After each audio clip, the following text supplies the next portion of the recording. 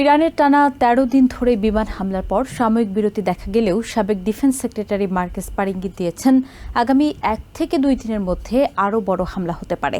শনিবার ফক্স নিউজকে তিনি জানান, এই বিরতি বড় অভিযানের পূর্ব প্রস্তুতি।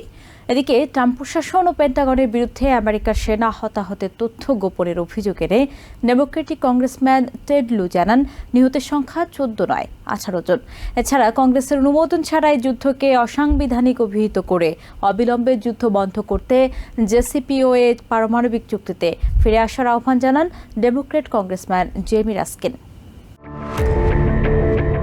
ওমান উপসাগরে আমেরিকার নৌ অবরোধ ভাঙার চেষ্টা করায় আরেকটি বাণিজ্যিক জাহাজকে গুলিবর্ষণ করে অকেজো করে দিয়েছে আমেরিকার সামরিক বাহিনী। ৪ বার সতর্ক করার পরও জাহাজটি এগিয়ে যাওয়ার চেষ্টা করছিল বলে জানান কর্মকর্তারা। শুক্রবার প্রেসিডেন্ট ডোনাল্ড ট্রাম্প জানান, আলোচনা চললেও ইরান এখনও সমঝোতায় প্রস্তুত নয়। দেশটিতে হামলার মাত্রা আরও বাড়ানোর পরিকল্পনা রয়েছে বলেও জানান তিনি।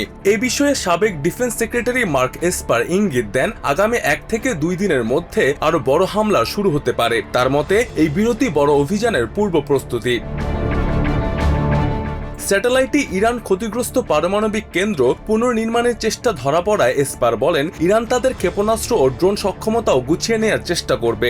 অন্যদিকে চলমান যুদ্ধকে অনন্ত যুদ্ধ অভিহিত করে ট্রাম্প প্রশাসনের তীব্র সমালোচনা করেছেন ডেমোক্রেটিক সেনেটর ক্রিস ভ্যান হলেন। তবে অভিযান শেষ না হওয়া পর্যন্ত প্রয়োজনীয় অর্থায়নের আহ্বান জানিয়ে রিপাবলিকান সেনেটর জন হোভেন বলেন, মধ্যপ্রাচ্যে ইরানের পরমাণু ও সামরিক সক্ষমতা ধ্বংস করতে এই পদক্ষেপ।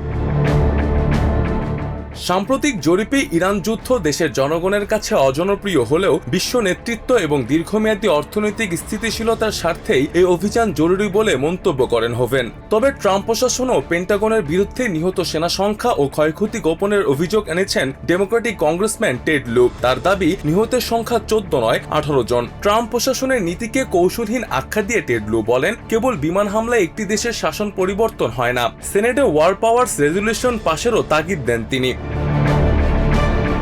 কংগ্রেসের অনুমোদন ছাড়া এই যুদ্ধকে অসাংবিধানিক উল্লেখ করে ডেমোক্রেটিক কংগ্রেসম্যান জেমি রাস্কিন বলেন, প্রশাসন তাদের মূল লক্ষ্য স্পষ্ট করতে ব্যর্থ হয়েছে।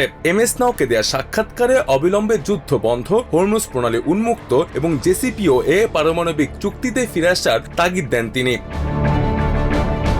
তবে উত্তেজনা বাড়লেও জাতীয় নিরাপত্তা বিশ্লেষক রেবেকা গ্র্যান্ট জানান, ইরান ও তাদের প্রক্সি গোষ্ঠীগুলো সংঘাত ছড়ানোর চেষ্টা সত্ত্বেও পারস্য উপসাগর ও লোহিত সাগরে আমেরিকার একক বিমান ও নৌ প্রাধান্য বজায় রেখেছে। লোহিত সাগরে হুতিদের তৎপরতাকে ইরানের শেষ চেষ্টা উল্লেখ করে তিনি বলেন, আমেরিকা ও ইউরোপিয়ান যৌথ বহর পরিস্থিতি সামলাতে পুরোপুরি সক্ষম। মোস্তফা আশিকিন আবির, TVN 24 নিউজ ডেস্ক।